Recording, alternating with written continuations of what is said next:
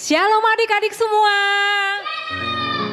Hari ini kita mau beribadah. Ada Pidela dan Luki juga yang bersama-sama dengan semua adik-adik yang ada di rumah yang bersuka cita mau memuji memuliakan nama Tuhan.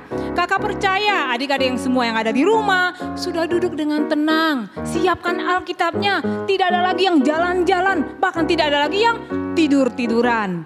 Sebelum kita beribadah, kakak percaya semua kita hari ini boleh bersuka cita memuji memuliakan nama Tuhan. Pidela dan Luki siap memuji Tuhan? Siap! Kita mau berdoa dulu dan teman kalian akan pimpin di dalam doa. Teman, mari kita bersatu dalam doa. Tuhan Yesus, terima kasih buat anugerah-Mu ya Tuhan. Sebentar lagi kami ingin memulai ibadah kami. Berkati ibadah kami dari awal hingga akhir. Terima kasih Tuhan, haleluya, amin. Shalom! Shalom! Lebih semangat lagi, shalom! Shalom! Wah, pagi hari ini kita bersemangat. Adik-adik yang di rumah, ayo bangkit berdiri, kita mau memuji Tuhan. Eits, ada yang lupa, kita yel-yel dulu ya. 1, 2, 3. Bersama Yesus, dahsyat, luar biasa. Yes, yes, yes. Woo! Ayo, yang semangat goyang.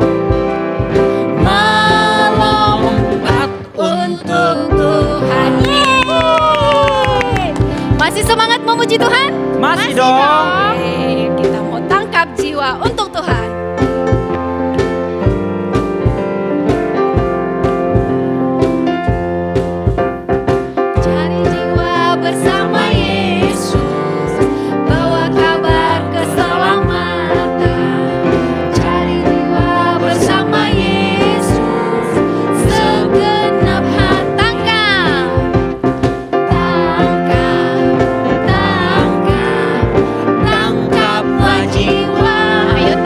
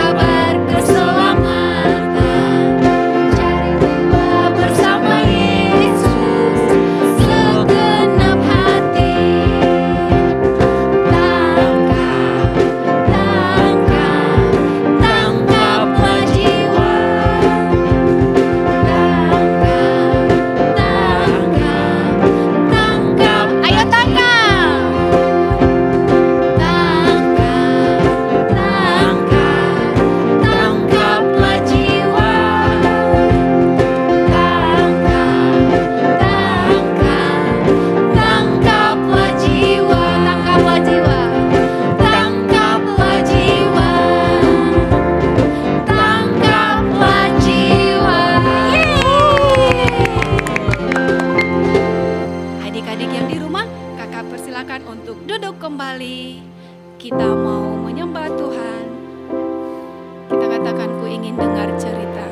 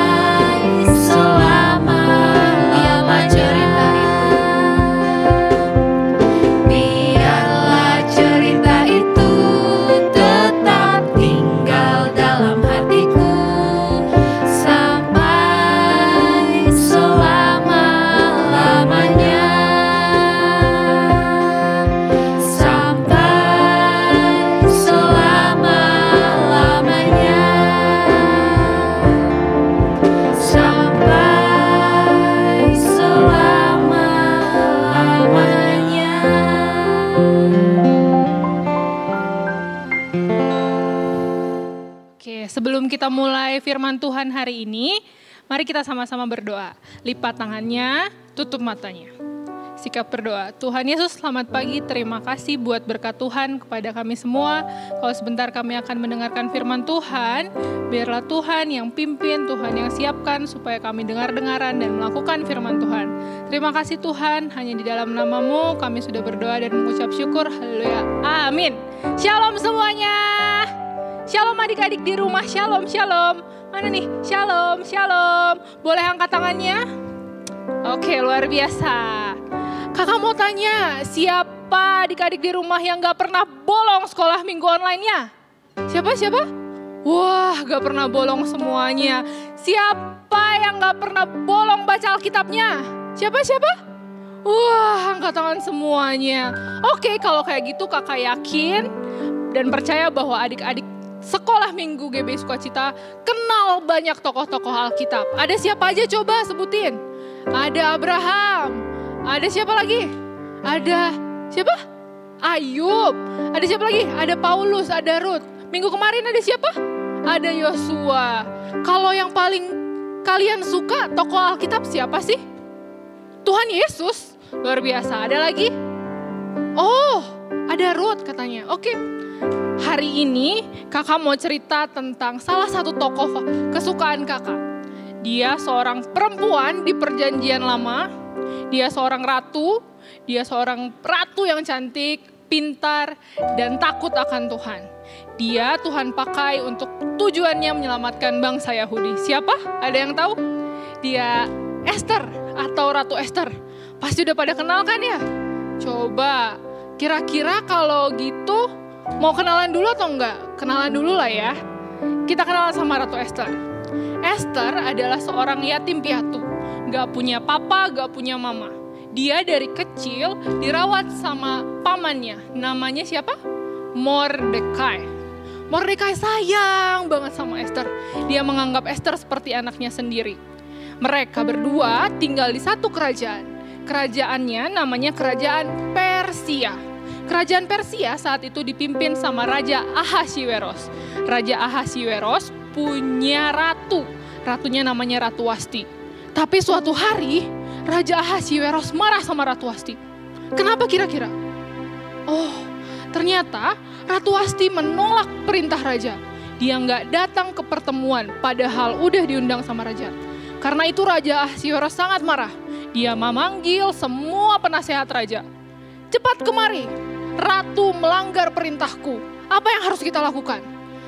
Kata penasihat raja, turunkan saja Ratu Wasti, kita cari yang baru.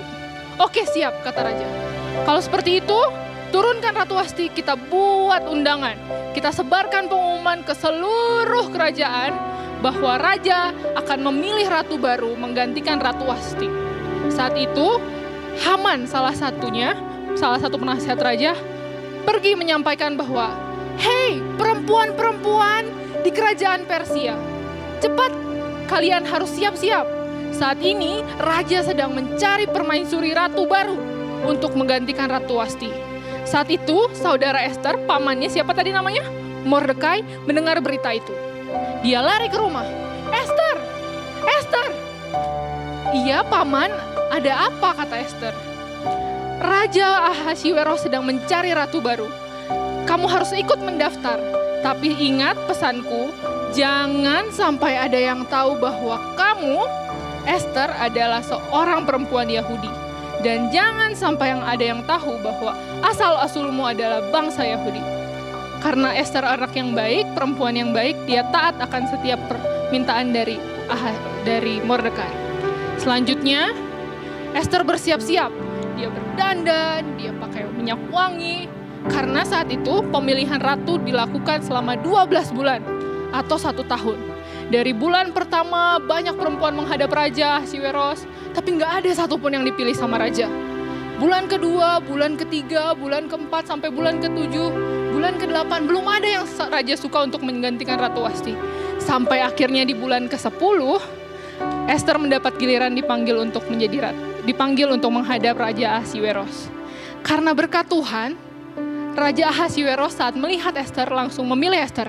Aku mau Esther jadi ratuku. Oke, setelah itu apa yang terjadi? Esther diangkat menjadi ratu pendamping Ahasiweros. Saat ini Esther menjadi ratu di kerajaan Persia. Singkat cerita, karena Haman ikut membantu, Haman pun diangkat menjadi penasihat raja yang lebih tinggi lagi jabatannya. Namun, ada satu ketentuan, bahwa setiap orang yang melihat atau bertemu dengan Haman, ia harus sujud menyembah Haman. Kenapa? Itu perintah raja. Sampai suatu hari Haman berkeliling. Wah, aku sudah jadi orang kepunyaan raja, kepercayaan raja. Aku punya banyak hak yang harus aku lakukan.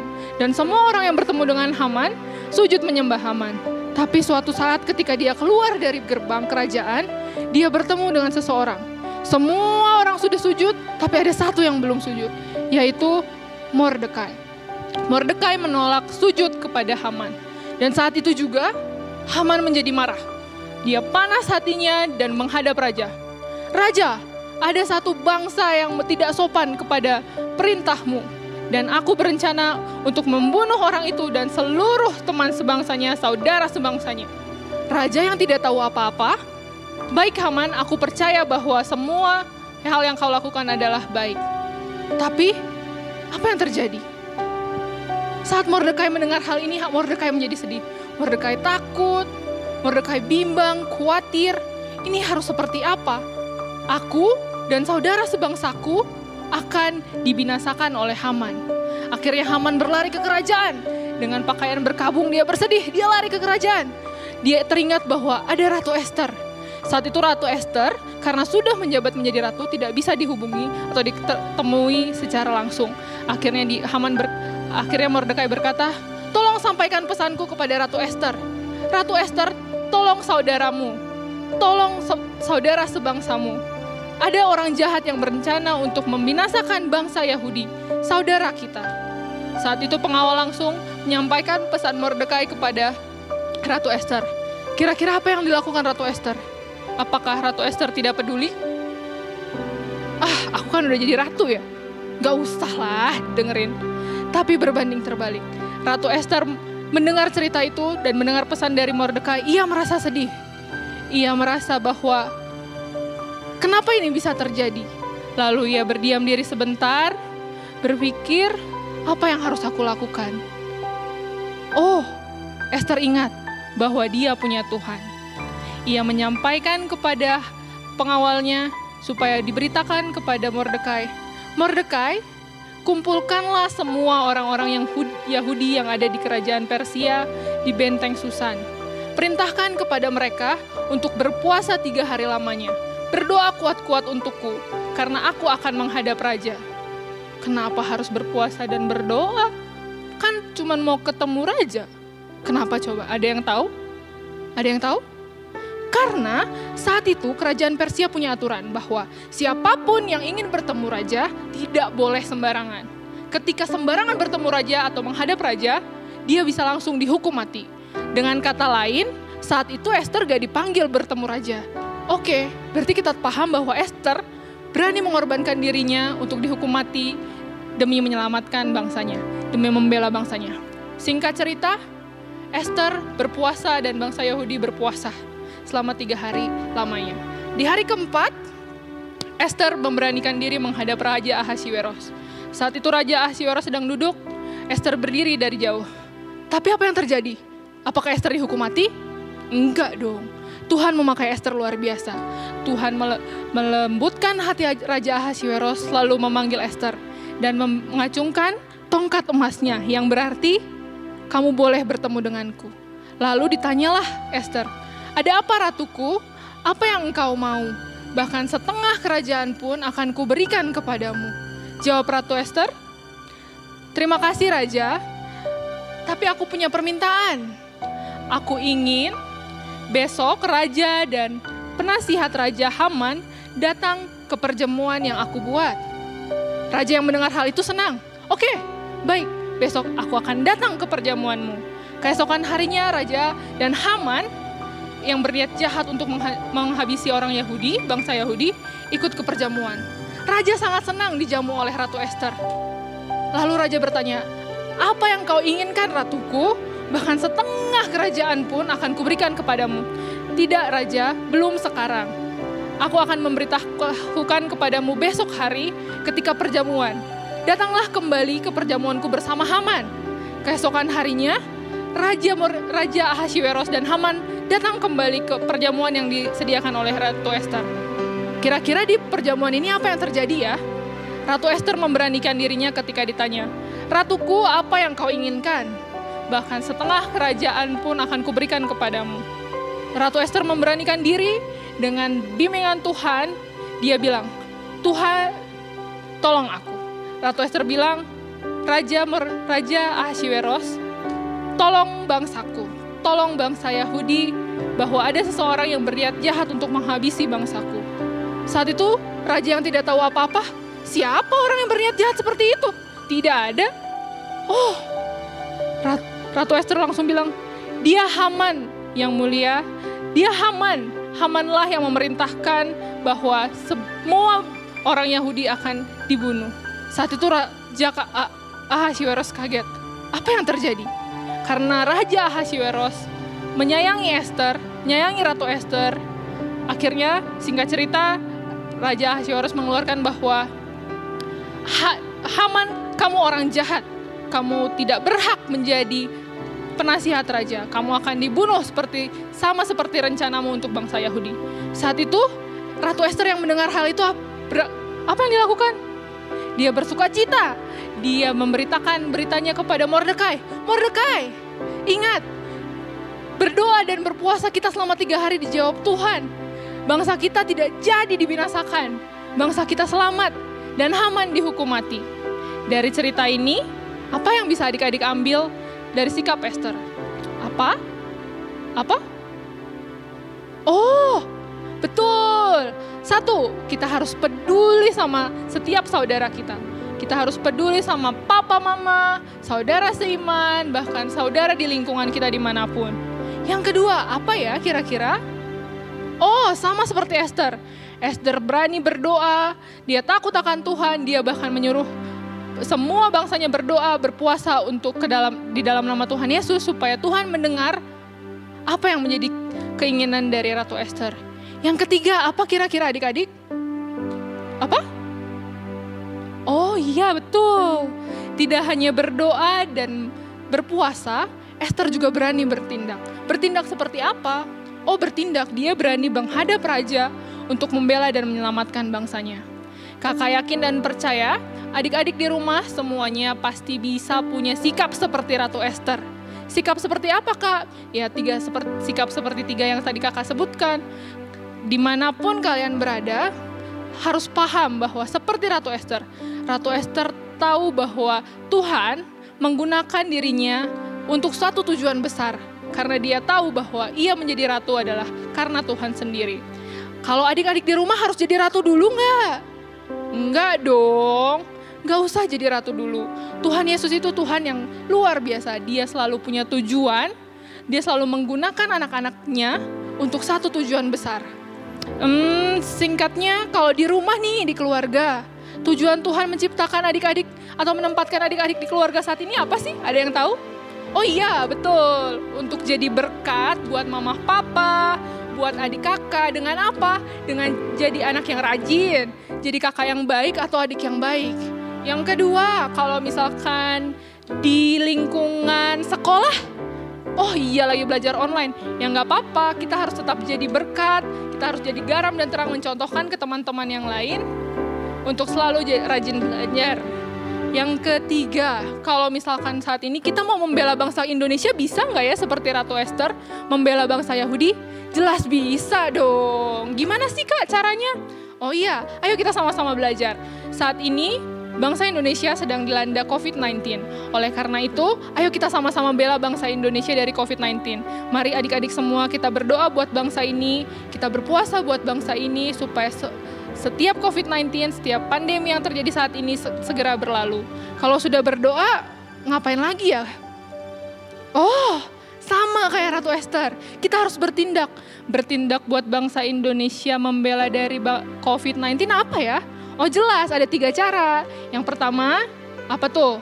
Pakai masker saat keluar rumah. Yang kedua, cuci tangan dan selalu jaga kebersihan. Yang ketiga, selalu jaga jarak saat bermain. Dengan hal itu, kita sudah berdoa sama Tuhan, Tuhan, tolong Indonesia supaya segera berlalu COVID-19 ini. Kita udah melakukan setiap perintah yang diperintahkan, dan kakak yakin dan percaya, adik-adik di rumah semuanya, mau laki-laki mau perempuan, pasti punya sikap Ester. Sikap yang mau membela bangsanya dan tahu tujuan Tuhan. Kita akhiri firman Tuhan hari ini. Mari kita sama-sama berdoa. Lipat tangan dan tutup matanya. Tuhan Yesus, terima kasih buat firman Tuhan hari ini tentang Ester. Biarlah setiap firman Tuhan yang diberikan, kami ingat, kami lakukan dalam kehidupan kami sehari-hari. Ingatkan kami selalu untuk berlaku peduli terhadap bangsa kami, berlaku membela dan menyelamatkan bangsa kami, takut akan Tuhan dengan berdoa dan berpuasa. Terima kasih Bapak yang baik, terima kasih. Kami akan mengakhiri firman Tuhan hari ini. Hanya di dalam nama Tuhan Yesus kami berdoa dan mengucap syukur. Haleluya. Amin. Sampai ketemu di pertemuan minggu depan. Adik-adik, sekarang tiba saatnya kita ayat hafalan bersama-sama. Tadi adik-adik sudah memuji Tuhan, bernyanyi bersama dengan bersukacita. Bahkan tadi Kak Gebi sudah membagikan kebenaran firman Tuhan buat kita semua. Hari ini ayat hafalannya dari Mazmur 33 ayat 16. Adik-adik yang ada di rumah yang belum bisa buka sendiri, di mana tertulis Mazmur 33 ayat 16, minta tolong ke papa atau ke mama supaya sama-sama kita membaca dan ikuti gerakan Kak Edenia hari ini. Mazmur 33 ayat 16. Seorang raja tidak akan selamat oleh besarnya kuasa. Seorang pahlawan tidak akan tertolong oleh besarnya kekuatan. Sekali lagi ya. 1, 2, 3. Mazmur 33 ayat 16. Seorang raja tidak akan selamat oleh besarnya kuasa. Seorang pahlawan tidak akan tertolong oleh besarnya kekuatan. Adik-adik yang ada di rumah, kakak tunggu ya ayat hafalannya dikirim. Tapi Kak Lasma perlu kasih catatan nih buat adik-adik. Adik-adik ketika akan direkam oleh papa dan mama, saat adik-adik mau ayat hafalan, usahakan suasananya tenang, tidak ribut, bahkan tidak ada suara-suara bising yang lain supaya hasil rekamannya bagus. Sekarang adik-adik yang kakak kasihi, kita akan akhiri ibadah kita. Kakak Lasma ajak semua adik-adik yang ada di rumah bangkit berdiri. Kita mau angkat tangan, kita mau mengakhiri ibadah kita. Terima kasih Tuhan Yesus, kami bersyukur buat kesehatan, kekuatan yang Tuhan berikan hari ini buat kami. Sehingga kami boleh bersuka cita, bisa beribadah, memuji, memuliakan nama Tuhan di tempat kami masing-masing. Kami juga bersyukur akan kebenaran firman Tuhan yang sudah kami dengar hari ini. Dan kami percaya kami juga bisa Tuhan menjadi saksinya Tuhan, melakukan sesuatu yang benar di hadapan Tuhan. Dan bersyukur buat papa dan mama yang Tuhan tempatkan sebagai wakil ada di tengah-tengah kehidupan semua adik-adik kami yang boleh mengajari kebenaran-Mu sehingga adik-adik kami juga boleh bertumbuh dalam kebenaran firman Tuhan. Dan kami percaya Tuhan sepanjang minggu ke depan kasih setia Tuhan senantiasa menyertai kami semua. Terpujilah nama Tuhan, di dalam nama Tuhan Yesus Kristus kami berdoa dan mengucap syukur, haleluya. Semua anak-anak Tuhan yang sudah diberkati katakan amin. Adik-adik, sampai bertemu minggu depan. Tuhan Yesus memberkati. Dah.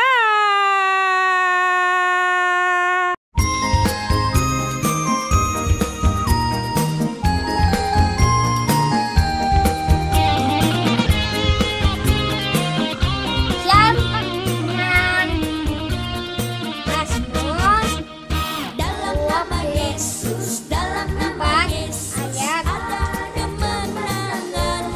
8. Dalam nama Yesus, dalam nama Yesus, iblis dikalahkan. Dalam nama Tuhan Yesus, siapa dapat melawan? Dalam nama Tuhan Yesus, ada kemenangan. Dalam nama Yesus, dalam nama Yesus, ada kemenangan. 24 ayat 8. Siapakah itu Raja kemuliaan? Tuhan jaya dan perkasa. Tuhan perkasa dalam peperangan.